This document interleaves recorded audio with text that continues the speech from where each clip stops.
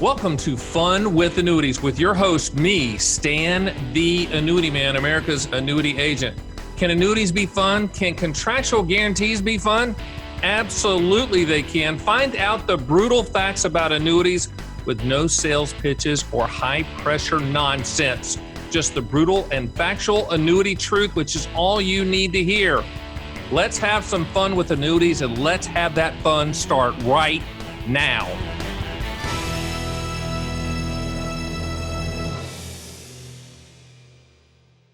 Welcome to Fun with Annuities, the #1 annuity podcast on the planet. I'm your host, Stan, the Annuity Man, America's annuity agent, licensed in all 50 states.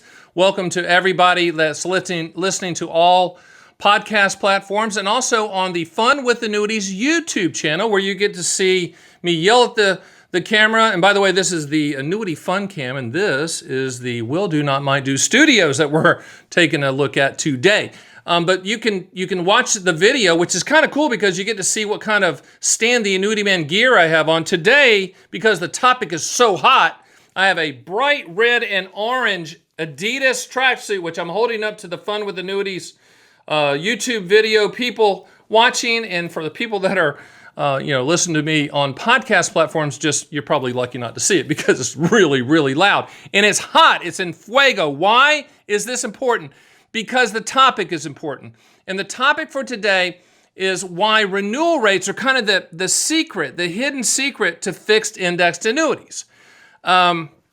Fixed indexed annuities are currently the go-go product. It's the product that everyone's trying to sell you. If you're breathing, you have a bank account, someone's trying to pitch you an indexed annuity, I can guarantee it.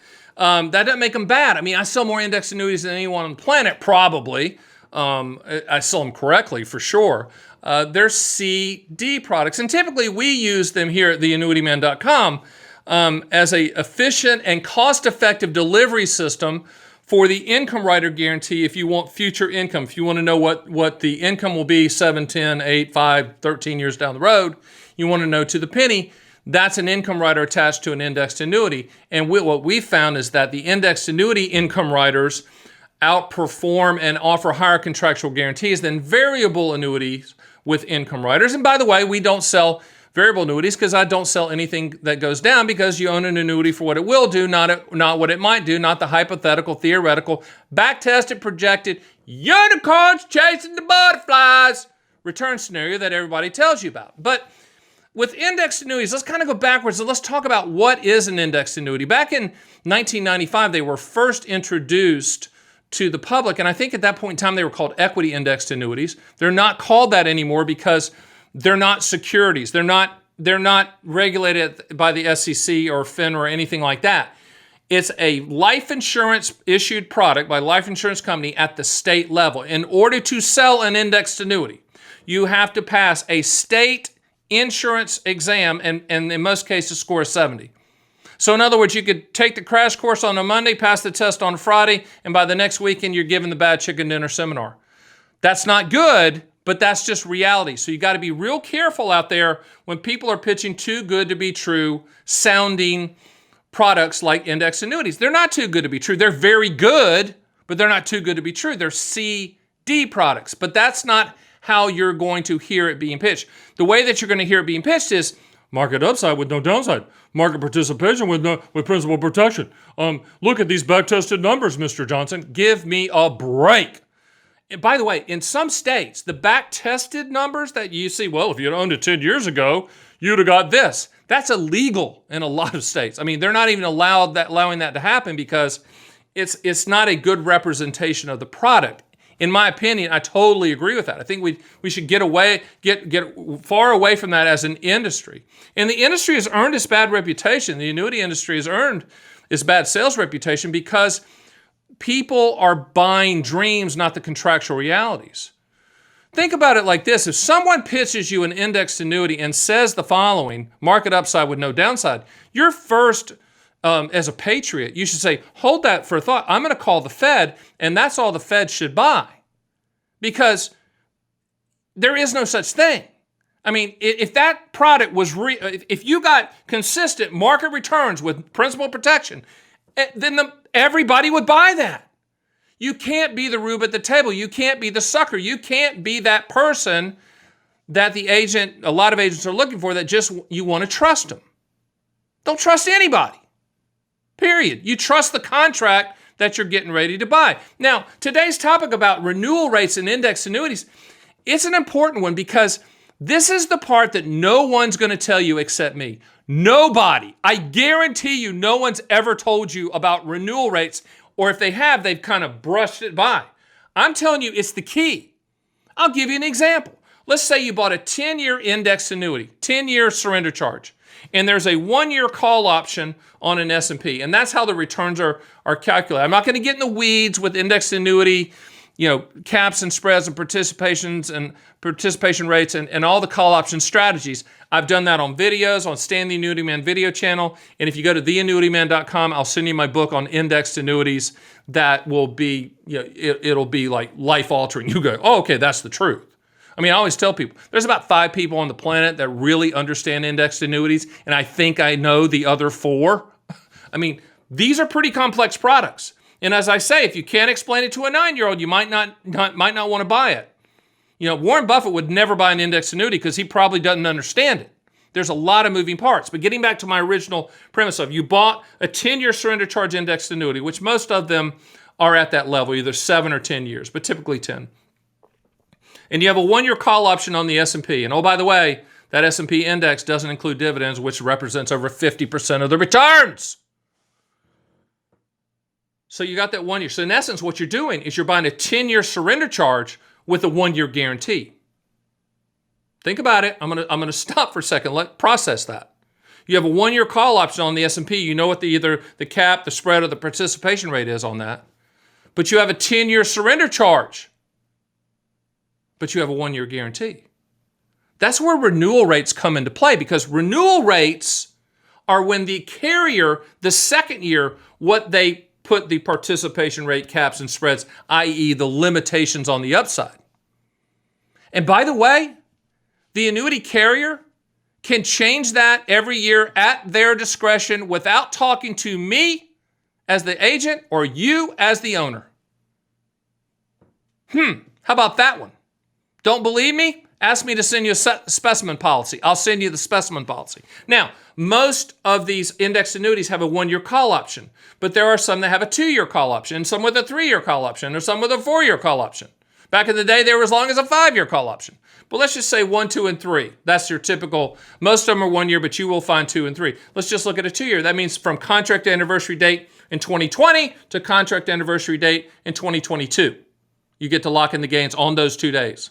Those days, okay? Now, there's index annuity companies, I mean, they're commodity products, but all of the carriers have these little whistles and bells that try to differentiate themselves from others, but they really don't. They're CD products. But at the end of the day, you're slave to the renewal rate. So you probably need to, if you're an indexed annuity buyer or thinking about buying one, or someone's trying to pitch you one, and you ran across this podcast or video, you got to be saying, wait a minute, I wasn't told about the renewal rate.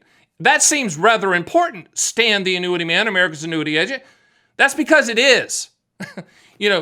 We can help you find companies that have historically been fair to their clients with renewal rates. There are carriers that have not been. I'm not going to mention them by name. That's not fair. I'm not going to do that. But we will tell you on the phone, if you give me on the line, I'll say, yeah, this company, based upon our research, has not done a good job with renewal rates. And if you're looking at an indexed annuity for accumulation, I don't want to say the word growth because it's not a market growth product, then you need to know about renewal rates. I think that's pretty important.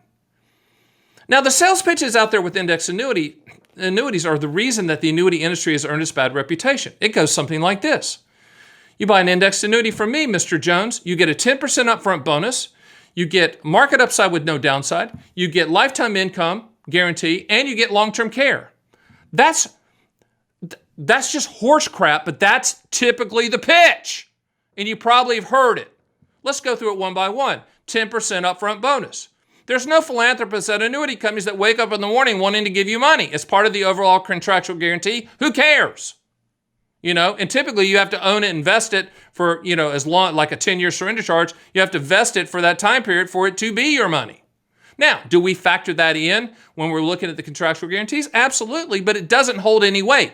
I call bonuses candy for the stupid.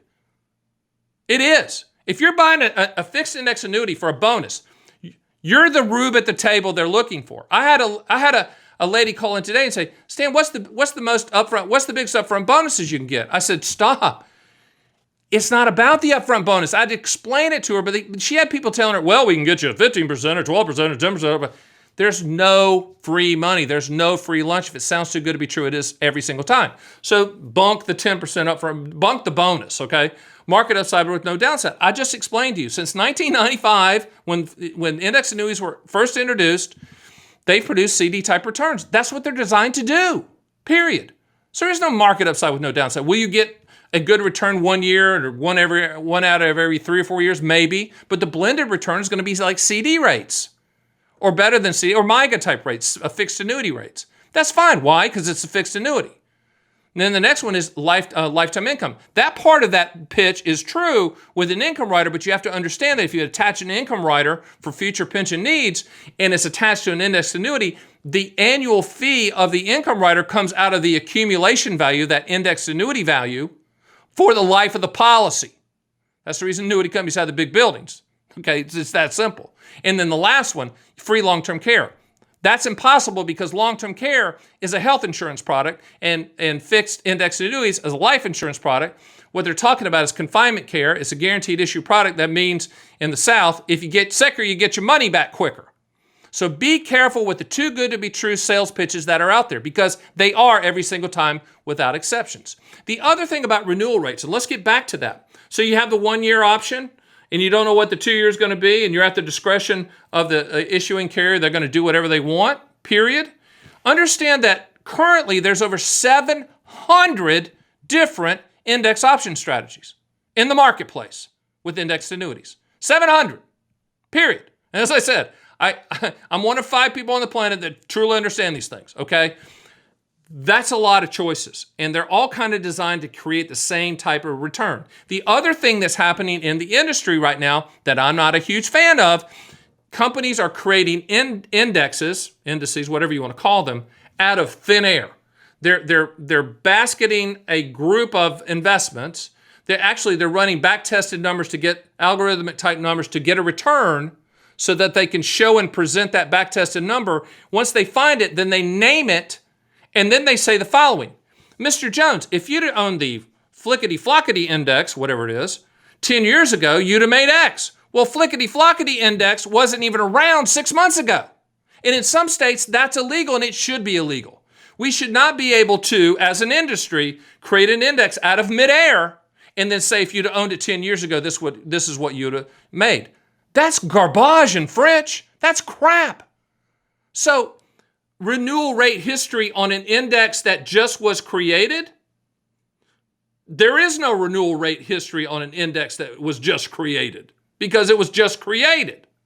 Now, there are some carriers that historically have been very fair to the consumer with the renewal rate, and we can tell you who those are. But I encourage you, I plead with you, I pound the table with you to not look at indexed annuities as market growth products because they are not market growth products.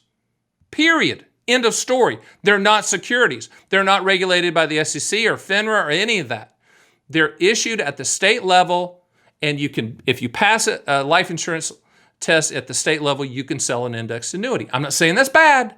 I'm just saying that when agents are talking about markets and market return and market this and market that and market upside and market participation and using the word market, they better have the licensure to back that up, period. They better have a Series 7 or Series 63, 65, whatever. But that's the reason they're CD products. That's the reason I tell agents that call me, I'm like, stop selling them as market products. They're not market products. Now, with a renewal rate history, let's talk about how to dig in and how to dig into that. Now, we can help you. Go to my site at theannuityman.com. You can schedule a call with me if you want to to look at renewal rate histories and get my opinion. My staff's done a really good job of looking at the history, and history doesn't mean jack. I mean, that doesn't mean that next year they're not going to, that carrier that's been really fair is not going to be fair. But I don't want you to go into the indexed annuity and say, well, if I owned it 10 years ago. Yeah, but under that premise, each year you're at the discretion of the carrier to change the index option limitations on the gains. Now, the good part about indexed annuities, any type of gain that you do get, let's say it's a CD type return, it's going to lock in permanently. So the next option strategy starts at that locked in number that's a little bit higher. Okay. But what you need to do is, if you're digging in, you can ask for a specimen policy from us. I got a call today and someone said, I need a specimen policy for this index annuity I've been pitched because the guy that's pitching to me won't send it to me. Well, if the person won't send it to you, then that's not your person. There's no reason not to send a specimen policy. Annuities, fixed annuities are contracts, okay? They are contracts, period. So you might want to read what's in the contract. I'm not sure you're going to understand all the indexed annuity, and then reading the policy might turn you away from indexed annuities in general. That's okay. But you should, if you want to see the specimens policy, we can get you the specimen policy. Now, once again, we use indexed annuities as an efficient and cost-effective delivery system for the income rider guarantees. Period, end of story. That's what we do. We really don't focus on the index option returns because historically they've been CD-esque, multi-year guarantee-esque type of returns. So, the index option strategies, all 700 of them, they pretty much return the same thing. We don't think they're a growth product. We think they're a CD type product and a very good delivery system for that income rider. But getting back to the made up indices out of midair we talked about, currently I think there's over 50 plus at the time of this taping indexes to choose from when you look at the whole industry of indexed annuities, all the offerings, and over 700 index option choices. It's a lot, and it's complex. And as I tell people all the time, if you can't explain it to a 9-year-old, you might not want to buy it. Now, when we sell indexed annuities with the income rider attached, and we're only focused on the income rider guarantee, then that's our focus. We're not focused on that other. That other is just a delivery system. We'll throw a dart at the index option strategies and whatever.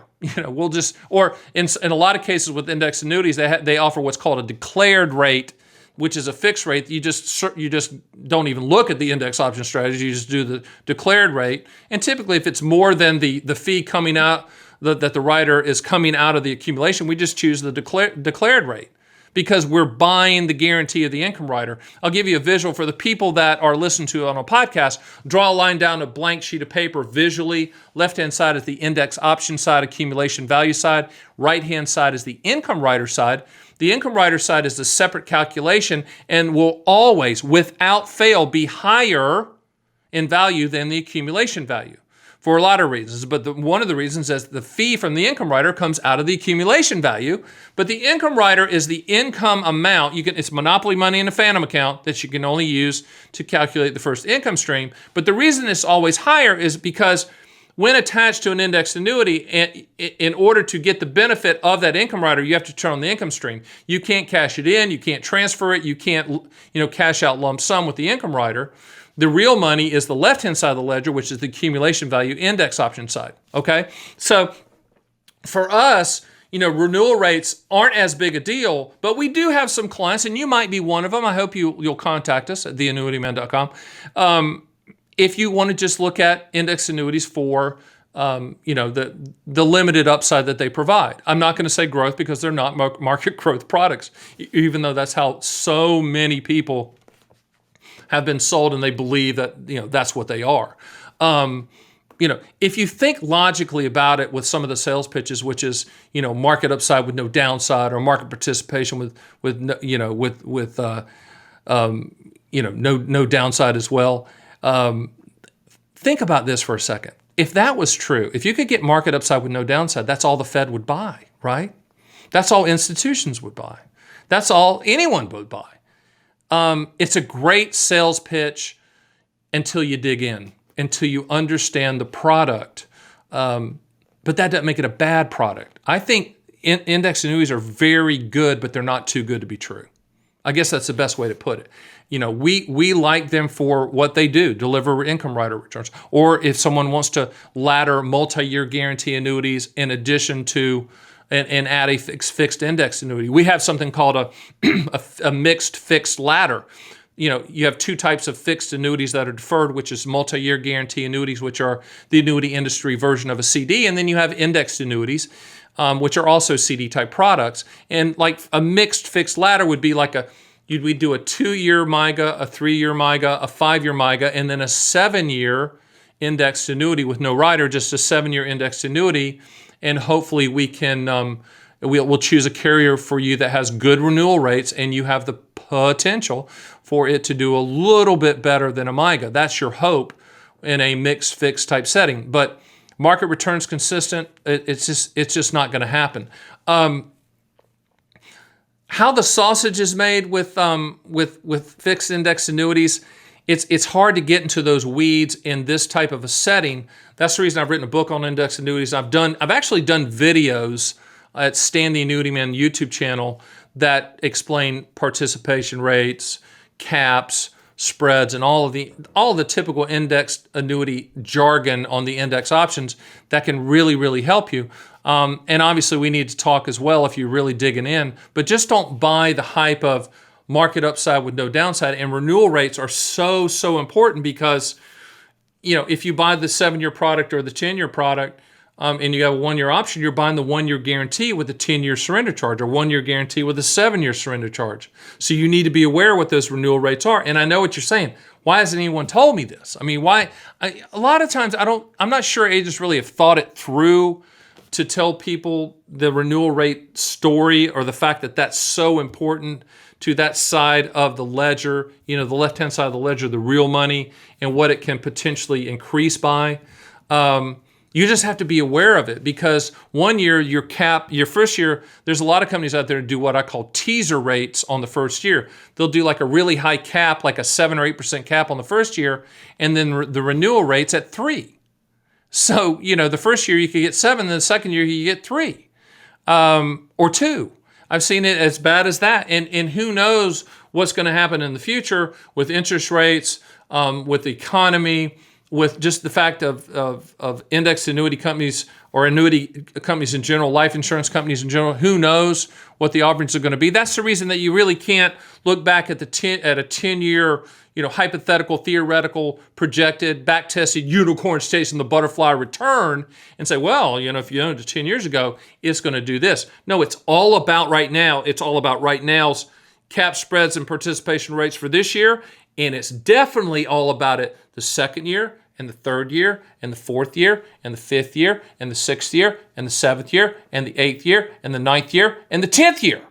If you have a 10-year surrender charge.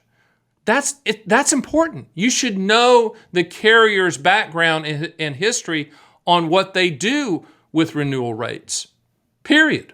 So I'm hoping that I'm stripping away some of the sales pitch nonsense.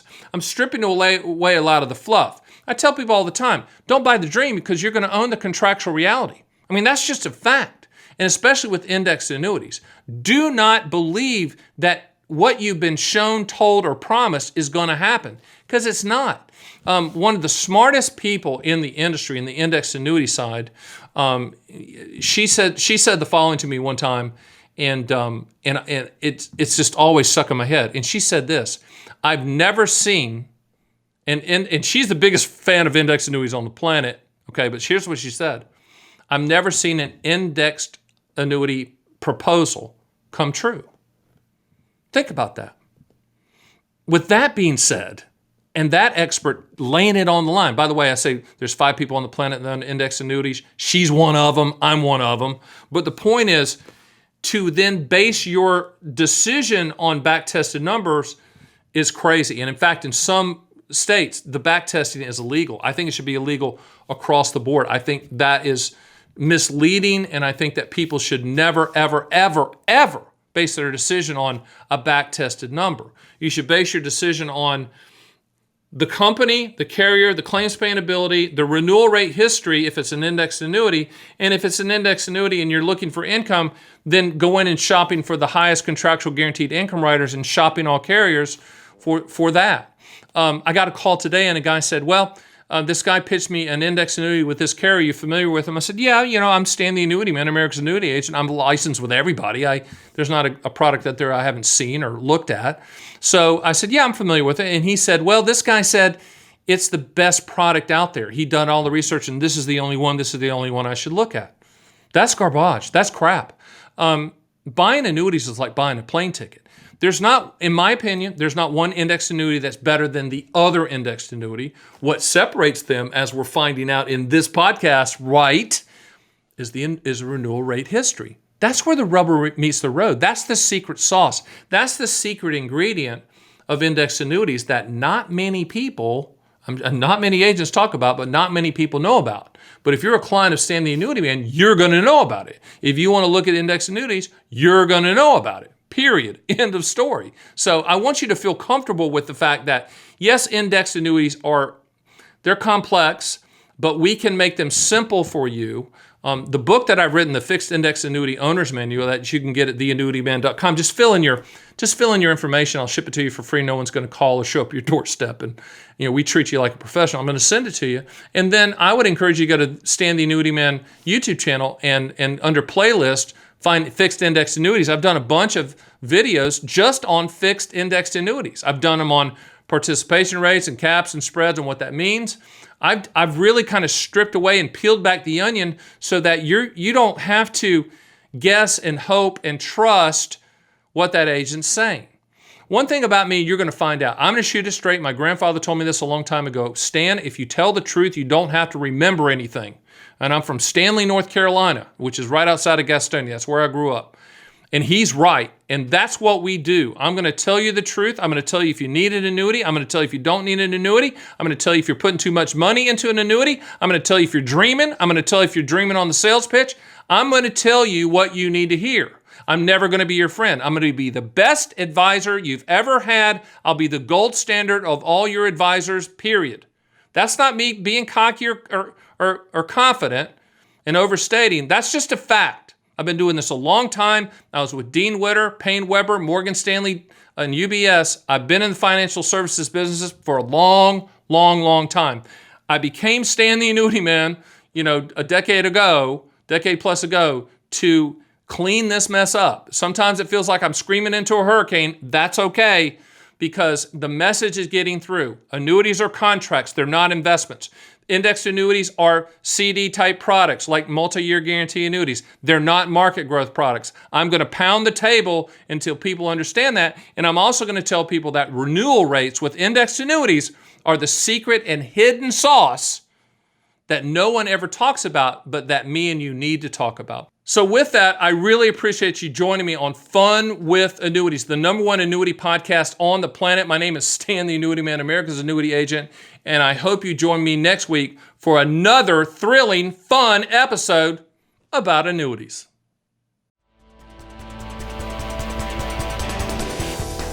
Thanks for listening to Fun with Annuities. Please hit the subscribe button and make sure to go to my site at theannuityman.com, where you can run your own SPIA, DIA, and QLAC quotes and see a live feed of the best MYGA fixed rates in the country, and even get indexed and income rider quotes as well.